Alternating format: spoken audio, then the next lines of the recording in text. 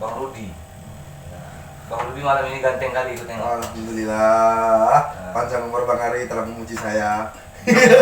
Katanya jobnya banyak loh. Insya Allah, terlihat senang. Apa sih kesibukannya sekarang ini? Ya kalau kesibukannya fokus tentang pertanian. Yang pertama ya, karena memang itu menjadi sebuah basic bagi ilmu potensi saya. Oke, ada variabel yang menarik dari Pak Rudi ini sepertinya, bahwa Nggak usah pakai kepala. iya nggak masih Sini, kan, sini, nomor. kan oh iya berarti Bang Rudi kan begitu. Iya. Bang Rudi kan Milenial kok. background pendidikan pertanian, sarjana pertanian, bekerja di sektor pertanian. Dan apakah ada wacana-wacana atau rencana yang Bapak Rudi bisa lakukan sesuai background dan pekerjaannya di sektor pemuda, mungkin bisa menggerakkan apa nih di pertaniannya? Ya sebelumnya juga saya sudah menggerakkan di agenda pertanian seperti kelompok tani. Ya kita mulai dari pelan-pelan saja karena hal yang besar akan dimulai dari hal yang kecil dulu. Ya alhamdulillah kelompok tani kita sudah aktif di pertanian, ya menjadikan swambada hasil pangan di desa kita dulu untuk sementara, itu aja sih. Ya mungkin dari pergerakan kelompok ini kebanyakan para orang-orang tua, ya harapan saya ke depannya bisa menggerakkan para milenial. Mungkin bicara prospek itu nanti bisa dijelaskan sudut pandang. Kan dari sudut pandang desa kita ini kan bukan hanya pertanian saja Bang Ari. Nah, ya seperti ide-ide kerajinan, kreativitas, perdagangan, produksi.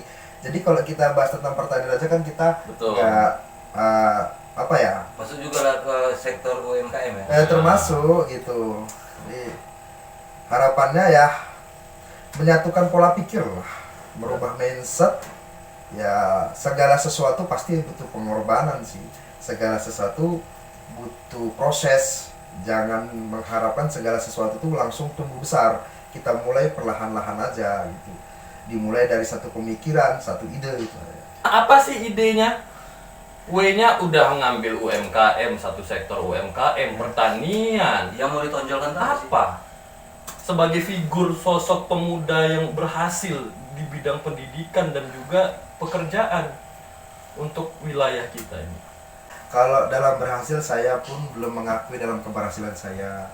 Tapi dalam hal ini juga saya membangun, sedang merintis lah dari potensi desa yang saya dapat tuh, karena memang karena di bidang ahli saya di pertanian, menggali itu tadi ya, karena saya hanya tahunya di pertanian. Yang mungkin harapan saya ada pemuda-pemuda punya ide gitu di potensi yang lainnya seperti kerajinan lainnya. Kalau saya berpikir secara luas, mungkin itu karena perjalanan saya sebagai orang lapangan, keliling antar kemana-mana, ke kabupaten kah, ke provinsi, melihat potensi desa lain. Jadi kenapa sih kita takut untuk berkarya? Desa kita udah punya potensi, desa kita ini ya gimana ya, punya perbedaan dengan desa-desa lain, tapi karena mungkin pergerakan hati aja yang belum menyatu. Ya harapan saya disatukan dengan pemuda-pemuda milenial. Saya itu Bang, kalau tipikal orangnya bersama, ayo kita siap. Nah, saya dulu pernah itu Bang menggagas petani melon. Saya itu nggak mudah Bang menggagas petani melon itu seperti ini. Saya tidak akan memberi orang, maksudnya menyuruh orang menanam ini tanpa saya buktikan dulu contoh. Walaupun gagal saya ceritakan. Karena kegagalan itu adalah guru yang paling berharga. Jangan takut gagal, karena 90% itu kegagalan, 1% itu hanya keberhasilan. Jadi ya sebelum saya memberi orang sesuatu ide, saya harus membuktikan dulu.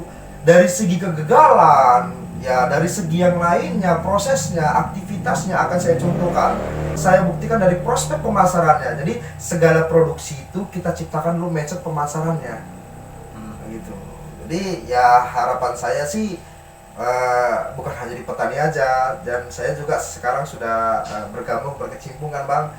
Ya semakin adanya ini tadi di desa kita ini menggali potensi lah Bang. Maka harapan kita yang kreativitas dan potensi prestasi itu yang harus kita giatkan, itu aja sih. Memang segala sesuatu sih memang dimulai dari hati Bang. Untuk memulai usaha itu, apa yang perlu kita cintai. Melon berapa sekilo sekarang? Iya. Harga melon bisa lah bang, kalau sekilo dikali-kali beli baju di Tanah Abang lah bang. Kemarin kabar-kabarnya ada panen semangka yang gagal katanya. Katanya Ya. dicuri orang katanya. Ya itu resiko bang, sebuah resiko. Dah, sebuah resiko bang. Segala usaha tanpa resiko itu tidak mungkin. Pasti ada resiko besarnya. Ini Apapun itu usaha. Pertanyaan dari sosok pemuda lah berarti di antara kita bertiga begitu. Ya. Berarti kan secara tidak langsung untuk memasuki sektor pertanian ini kan harus mulai dari hati dulu, kan begitu. Ada tidak cara agar pemuda kita masuk ke sektor pertanian ini tanpa dia harus menyentuh cangkul? Seperti apa? Mau dia marketing atau produksi? Bisa. Ah, Mungkin bisa juga dibilang Mas Irjan nih ya, masuk juga seperti yang dibilang Mas Irjan.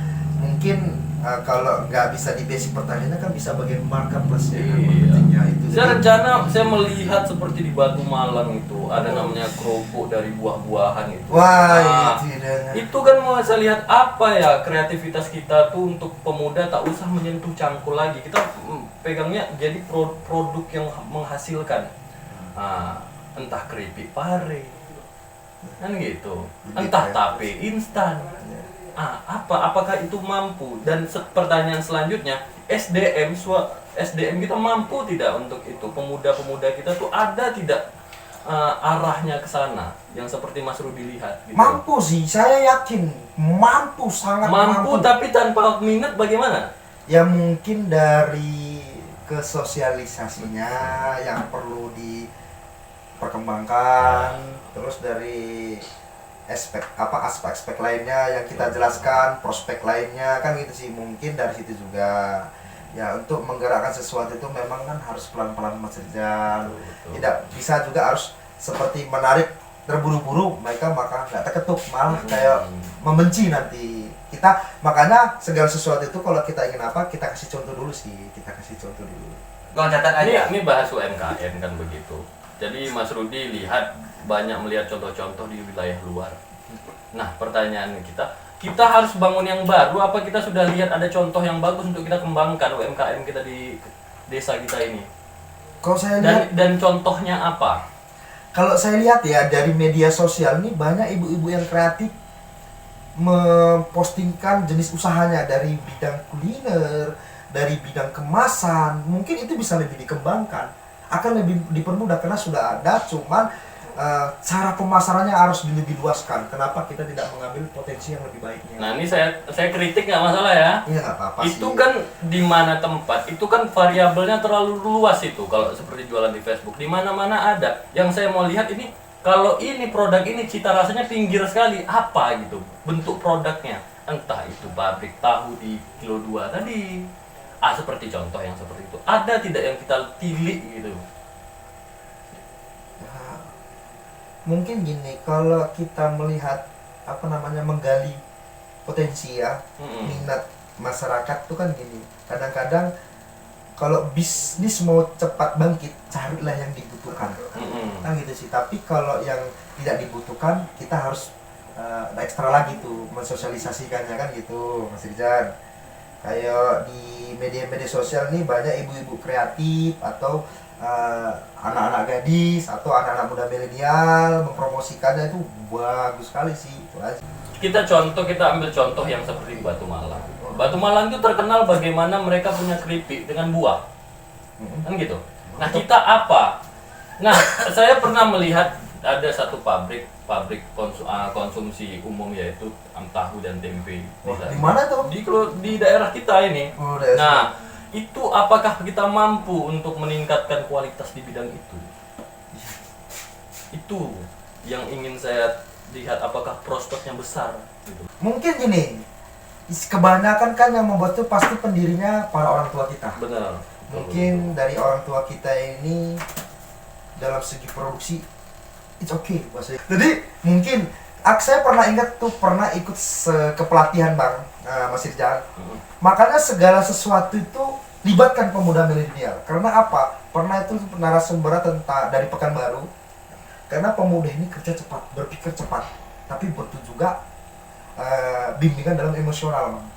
Kan begitu. Jadi mungkin bisa disatukan seperti itu. Cara marketplace-nya para pemuda ini kan ini tentang teknologi cepat nih nangkapnya, karena orang tua kan ya kita taunya mereka produksi, memasarkan begitu kan gitu sih. Jadi kalau anak muda dilibatkan di segala di bidang usaha, mungkin cara berpikir mindsetnya itu tadi bisa cepat lebih berkembang. Apalagi secara emosionalnya bisa dikontrol. Ya. Nah, gitu. Siapa yang akan mengarahkan dia nanti? Saya bicara berdasarkan pengalaman lalu Bang Ari kan gitu. Saya bekerja di salah satu penyuluhan di tingkat 3 kabupaten sampai ke tingkat provinsi. Kabupaten? 3 Yang kabupaten. dipegang. Kabupaten mana aja? Kabupaten Rohil, Hah? Kota Muhammadiyah Dumai itu kan termasuk kabupaten, baru itu Bengkalis. Bengkalis, berarti 3. Tiga Untuk kabupaten. Riau. Untuk Seriau. Itu udah termasuk orang hebat dong. Sudah dong. Tiga Tapi kabupaten. kenapa di pinggir sampai saat ini? Bukan kenapa di pinggir sampai saat inilah. Karena menggebu-gebunya nih. Untuk bagaimana supaya mengangkat sektor baik pun pertanian, baik pun pemuda milenial, ya kan? Apa wacananya ke depannya nanti? Yang dilibatkan pemudanya Ya. yang dilibatkan. Yang melibatkan pemuda lah nanti. Terutama masalah mindset, yang kedua masalah prospek Bang. Jadi kita yakinkan dulu Bang. Memang saya lihat nih kalau milenial ini harus ada pembuktian dulu Bang untuk bisa bergerak. Mungkin ada pembuktian, terus kita bicarakan prospeknya. Saya dulu Bang mendirikan pasar pertanian itu saya gali ke daerah lain Bang. Nah, contohnya gini, ada nih di sana petani sayuran, di sana apa segala macam. Jadi saya berkeliling juga Bang di pasar-pasar kayak di pasar Kabupaten Bengkalis, ke pasar Kabupaten Rohil. Jadi situ ada agen Bang, agen, ya kita bilang agen, mungkin mereka lah perantara lidah masyarakat petani tadi itu Bang, untuk menyambungkan dalam segi pemasaran. Jadi dari situlah kita menyatukannya Bang. Pertanian itu kan sistemnya panen langsung dipasarkan. Yang cepat lah geraknya. Apa gitu? Ya kalau kepengen perputarannya cepat di komoditi sayuran Bang. Tapi kalau kepengen untung yang besar, tapi juga akan mengalami kerugian yang besar itu di cabai Bang. Cabai. Saya pernah itu Bang di Kabupaten Rohil, namanya Pak Suri Bang. Dia nanam cabai memang mau pas lagi rezeki, tapi kita jangan lihat keberhasilannya sih Bang. Jadi juga kegagalannya kita harus juga contoh. Dah pertama perjalanan dia. Jadi kalau di bagian sapi-api itu Bang, kalau saya kepengen merubah mindset. Kalau di bagian kandis saya pernah ke kandis juga. Petani di sana, petani milenial, petani orang tua, mereka udah merubah mindset Bang. Jadi mereka bertani di sana untuk sebuah usaha, bukan untuk sekedar mencari makan Bang.